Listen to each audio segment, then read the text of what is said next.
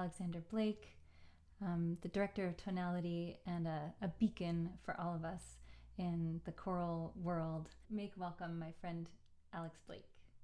Hello, thank you. It's my pleasure and honor to ask you to converse with me about this song that we arranged together, Treat a Stranger Right by Blind Willie Johnson, via the singer Sydney Hempel Carter. You and I went through a process of kind of talking about it, how best to put it together, and how best to honor it. And in the process, we kind of talked about how we present music from the Black American tradition in this choral context that we find ourselves in and that we love. I wonder if you could describe perhaps how you would walk through Treat a Stranger Right. Everybody Ought to Treat a Stranger Right is the full title. How you would bring this to a group of singers like Tonality. Obviously, we have the notation there. And I remember we talked about this too, but the song is about feel. Like, let's stand and, like, even if it's just the words, just walking it out. Yeah. So you start to feel where the gravitas is within each measure. It is a piece, I think, that is equally felt Yeah. rhythmically as well as kind of performed vocally.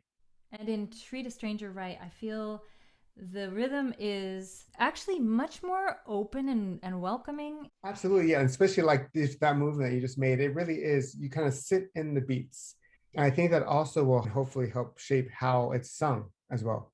What would you suggest we do when we come to a song that's coming from a blues master, Blind Willie Johnson, came through a woman who sang this for a folklorist without any accompaniment? Both of those singers infused so much into these simple words and this simple melody. So, how would you get a group of choir singers to try to move towards that way of singing? Sure, I think first there is the, again, just the performance practice of how it's sung, listening to those recordings. Either that's a teacher or whoever they might bring in again to help if they don't exactly have a lot of work within that genre.